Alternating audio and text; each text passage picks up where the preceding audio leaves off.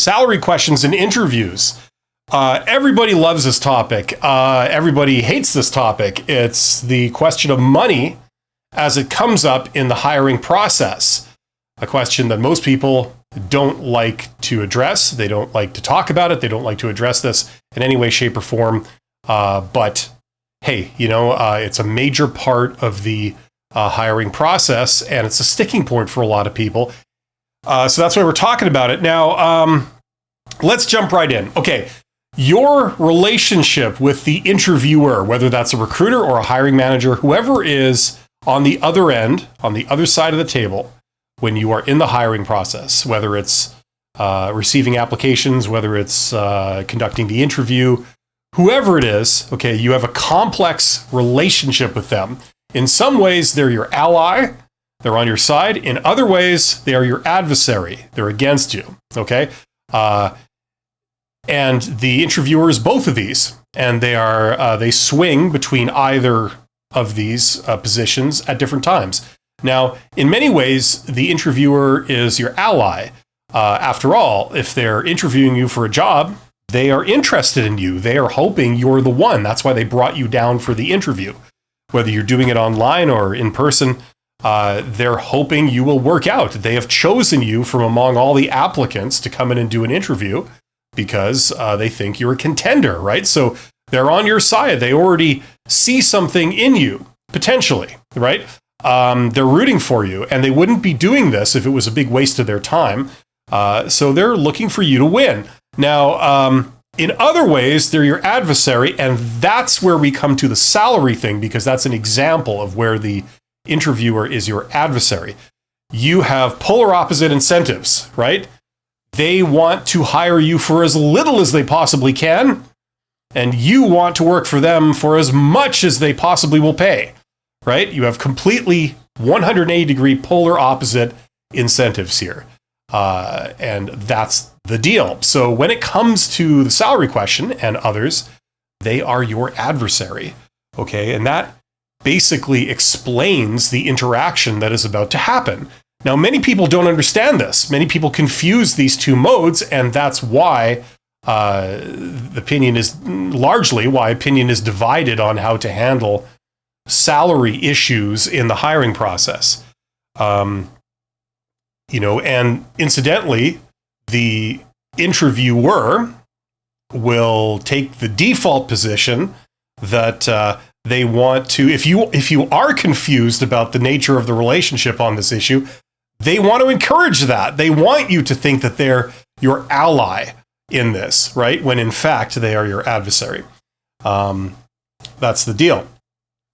So let's get deeper into this. Now, a common question is the case where you frustrate them by not playing right into your trap. You see, they're going to use a bunch of techniques to get you to weaken your negotiating position when it comes to compensation. That's just what they do. The same way that you go to a store and you want to buy something from the store, from the grocery store. I don't know. Let's say you're into Heinz baked beans. That's like the thing for you, You're like a huge fan, right?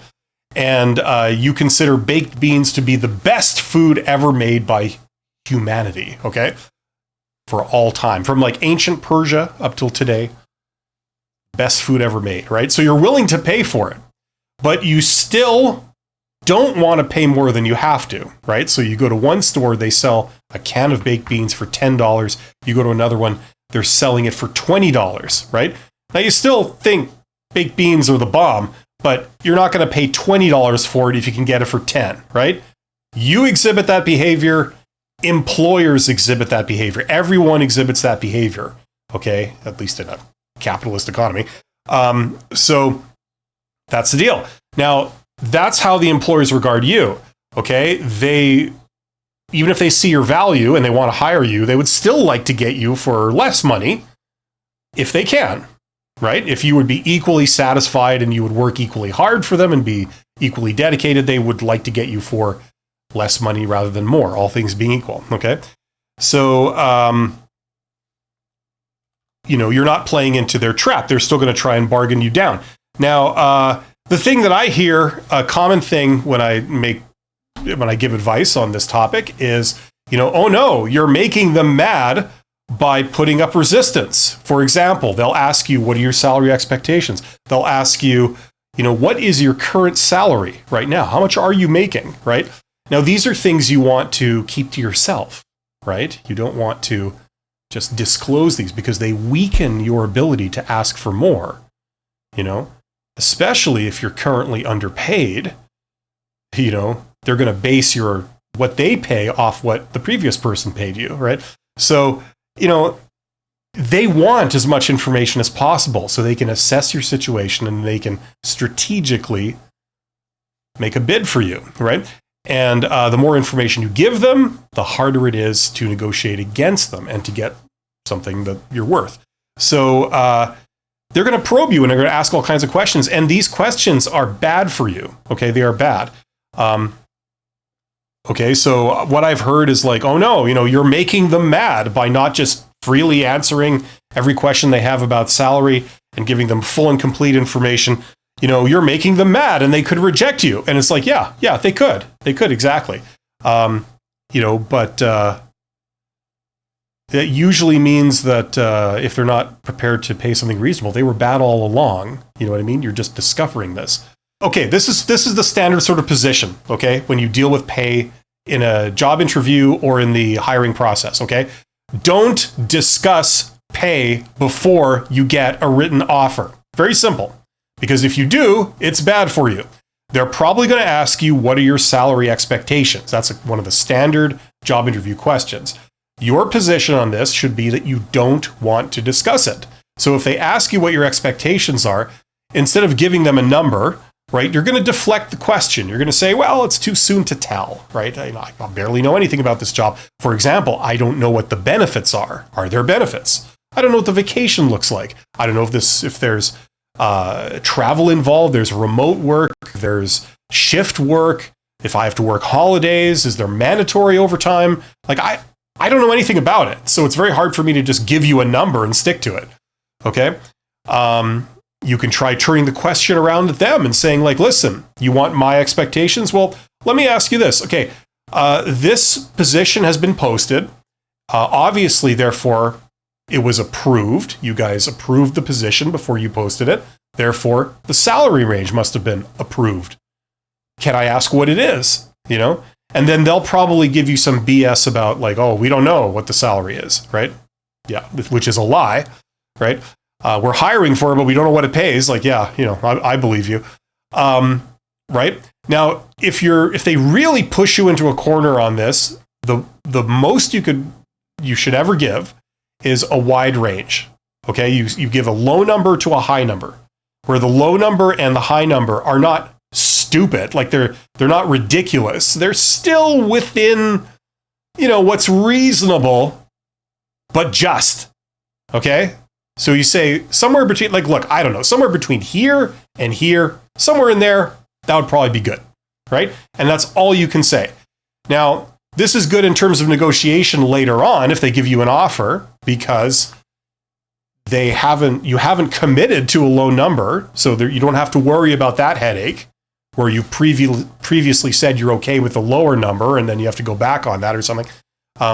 But you also avoid the problem of if you say a number too high, then they eliminate you, right? So that's the reasoning behind this, okay? So that's how you handle that question. For the current salary question, they say, what is your current salary? You say like, well, I'm sorry, that's private and confidential, and I have a policy of not just disclosing that in the same way that, one would not disclose their credit card number, when asked, so that falls under that category. I don't just give that out. I have a personal policy of not disclosing that. I'm sure you understand, right? So that's how you handle those two questions. Okay, so you don't discuss this basically until you get an offer. If you don't get an offer, what does any of this matter? It doesn't. It's all moot. It doesn't matter, right?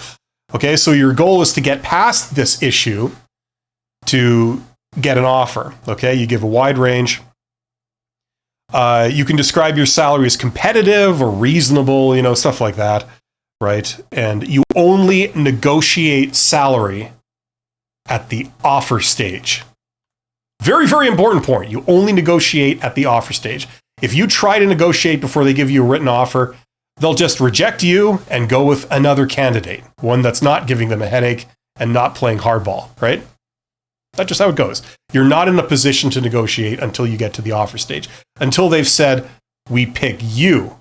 Now you have something to bargain with, okay? Okay, the first thing I want to introduce everyone to, I'm going to introduce everyone to 3 terms. These are important for when you negotiate, okay? The first is reservation price. Your reservation price. That's the worst number you would ever possibly accept, okay? So we're discussing pay. Now, this could be an hourly wage or it could be an annual salary, like whatever, okay? But your reservation price is the lowest you would ever go because it doesn't make any sense for you to take anything below that, okay? Everyone needs to decide what that is, right? Now, if you are unemployed and you need money because you need to pay rent or, whatever, food, whatever, you really don't have a lot of options. You don't have any real negotiating power, okay? Your only alternative to a job is being unemployed in a situation that's unsustainable, okay? And some people are in that situation, okay? A lot of people aren't, okay? If you're not quite there, that's good. I'm happy for you. If you have already received a crappy job offer for, say, minimum wage or something, okay, that's your reservation price. You're not going to take another job for, well, I guess you can't. In the case of minimum wage, you can't take it for less than that, right? But the reservation price is the lowest you'd ever possibly accept, right? So that's your reservation price. Now, the employer also has their reservation price. That's the most amount of money they would ever possibly hire you for, right? You can keep demanding more and more and more, and it gets to a certain point where they say, you know what? No, this does not make any sense for us, so we are capping it there. That's the most I'd ever possibly pay, right? So in a perfect world, your reservation price is somewhere down here. Their reservation price is somewhere up here. And in between, there's what we call a ZOPA, ZOPA, or for Americans, ZOPA, Zone of Possible Agreement. Okay, I have a little handy dandy graphic I'd like to show you guys to illustrate this. Just like we're in kindergarten here. Here, hopefully you can see this. So you guys are the guy in red. Okay, so the guy in red, this is their reservation price. It's 6. This is a scale from 0 to 10, right? Your reservation price is a 6. You're not going to take the job for anything less than 6. It doesn't make sense for you. Okay, so this is kind of your range. 6 and up, that's fine. Now, this is the employer, okay? They kind of think like you.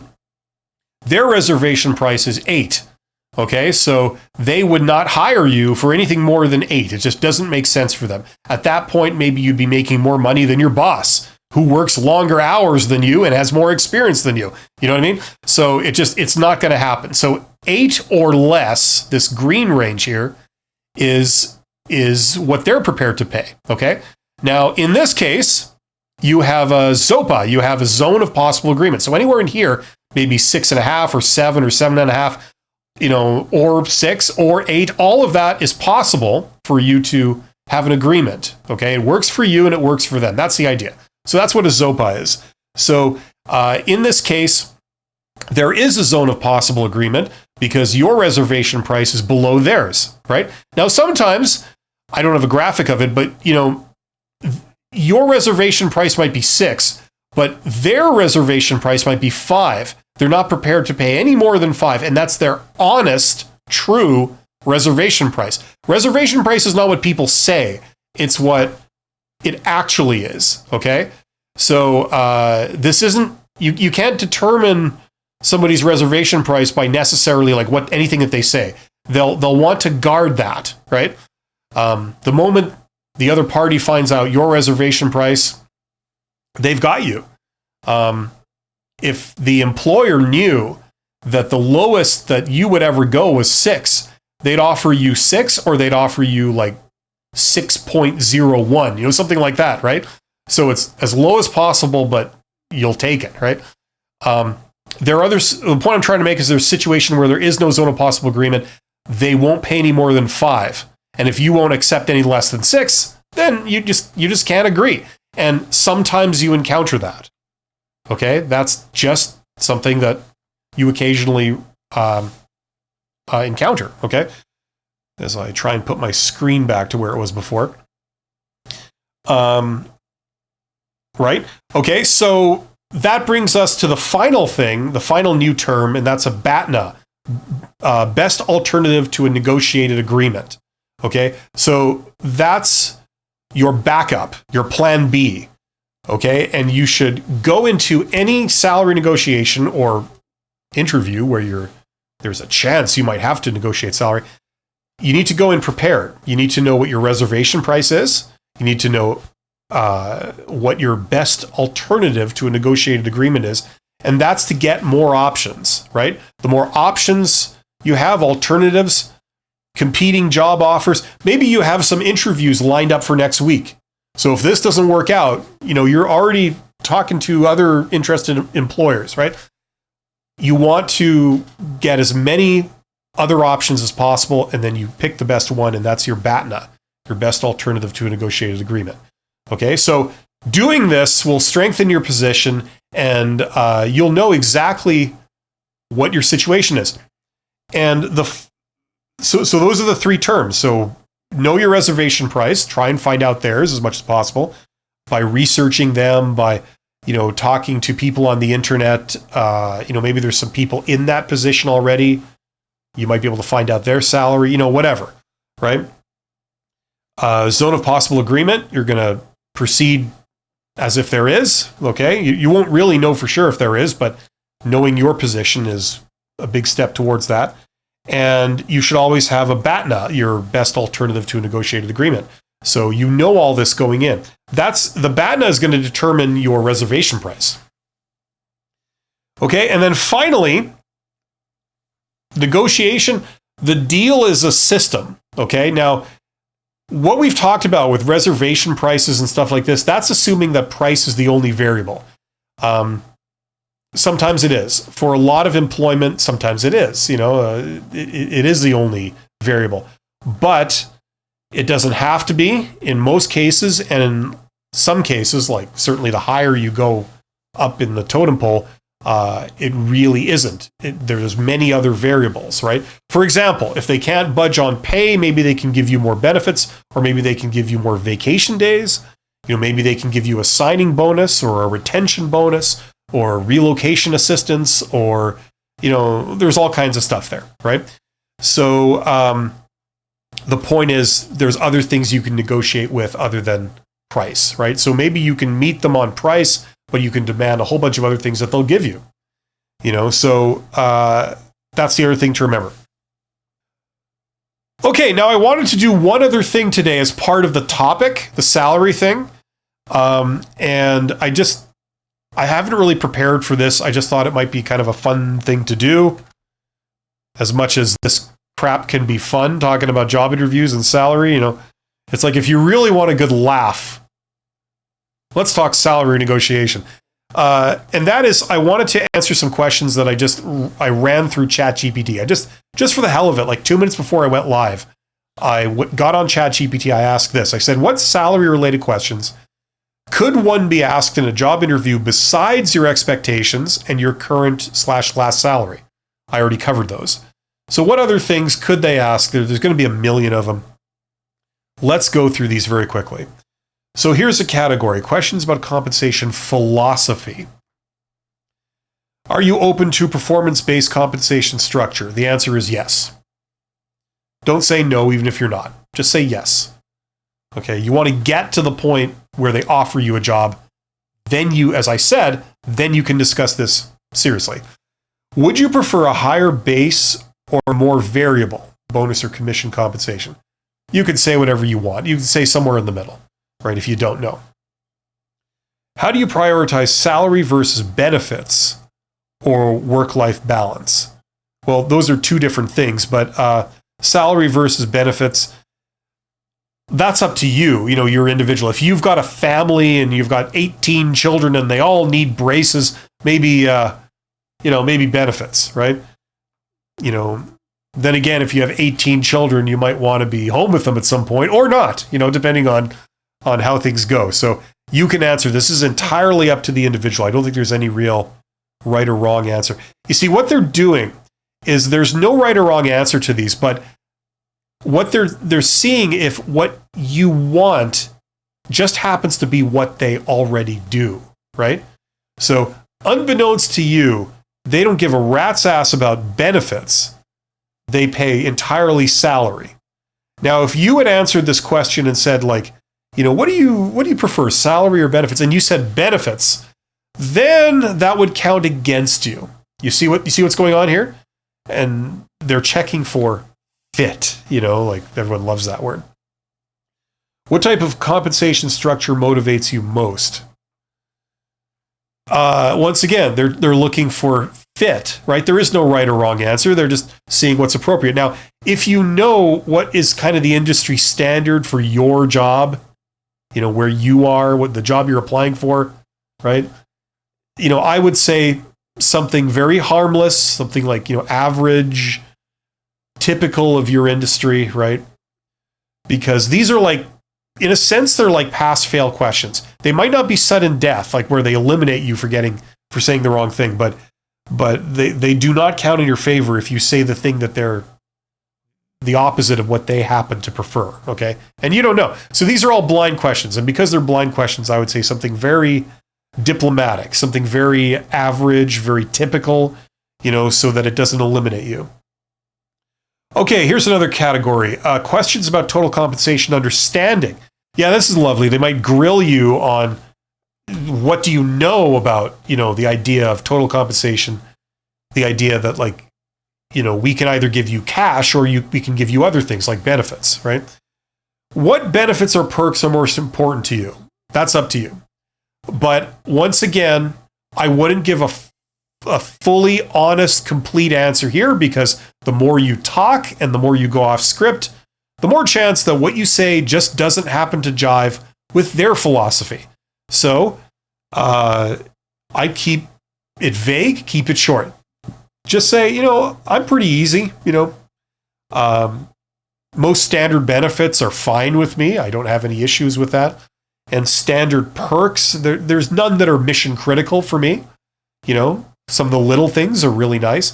In case you don't know, perks are things that you get that are of value, that you get as part of doing your job.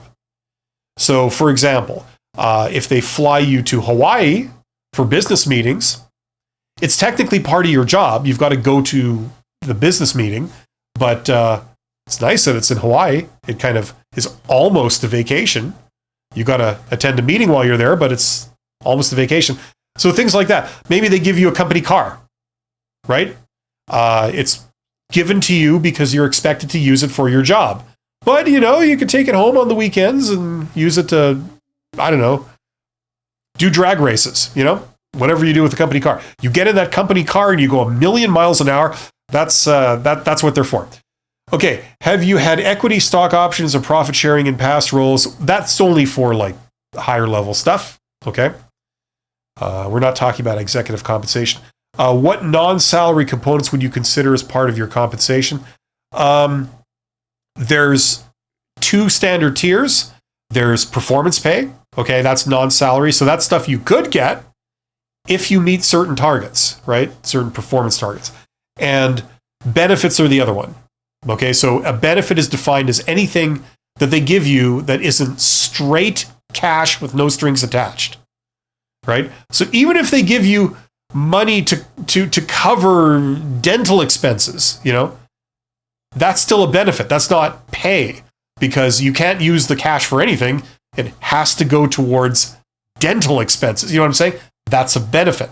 Anything that they give you other than straight cash, no strings attached, that's a benefit, okay?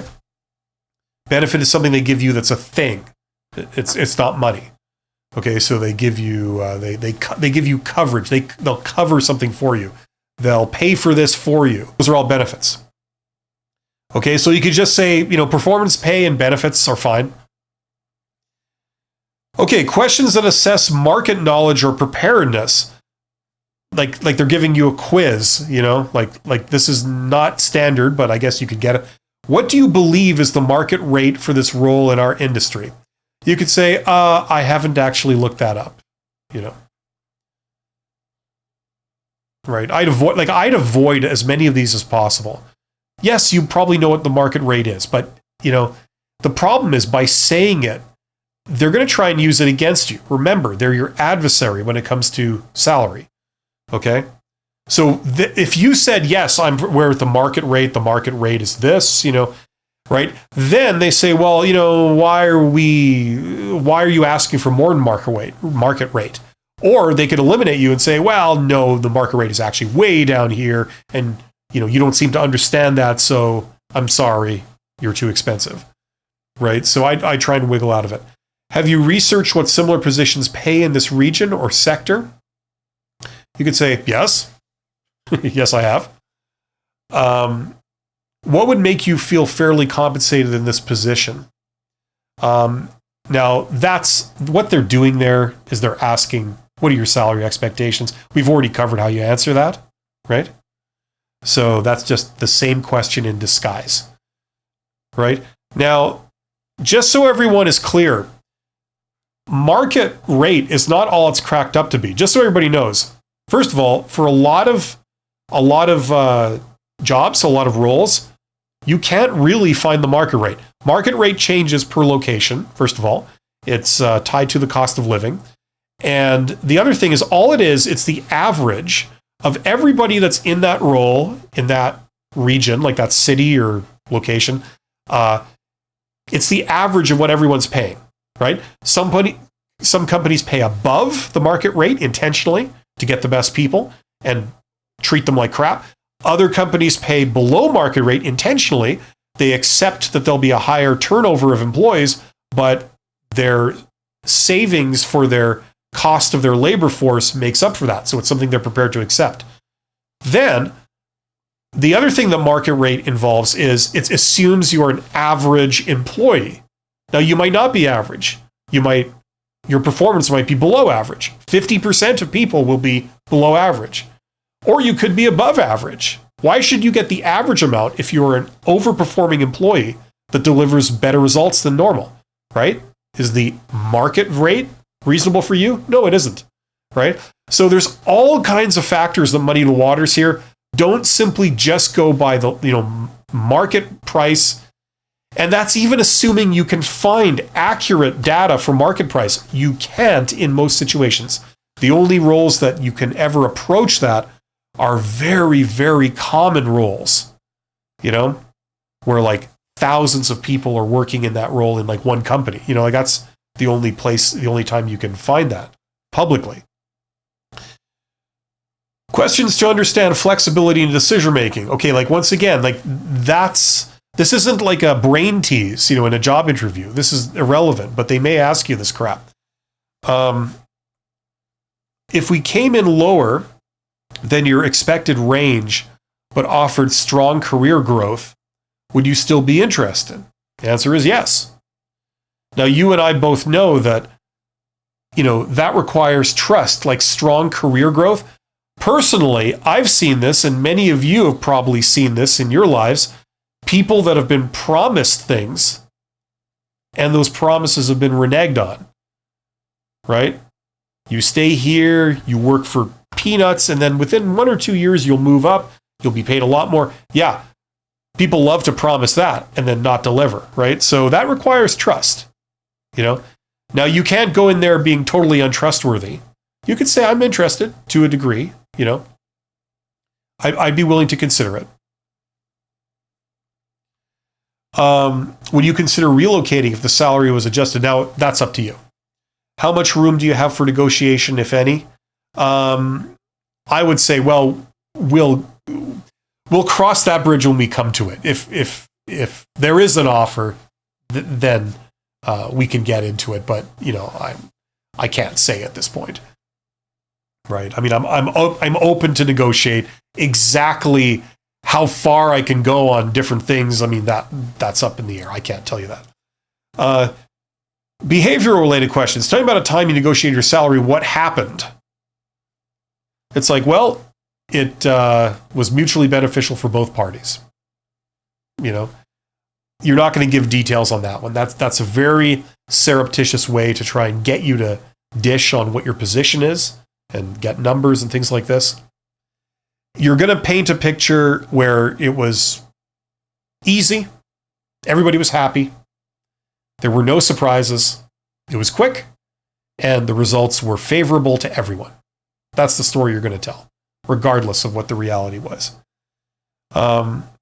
You know, and the other thing is that, just so you know, the reason why I say that is because this is infringing on another rule, which is that what you do with a third-party company is none of their business, right? So they may demand that you tell them, like, specific confidential details about what you did working for somebody else. You know, what did they pay you? You know, things like this. That's none of their business. You know, now you can voluntarily disclose it if you wish, but you're under no obligation.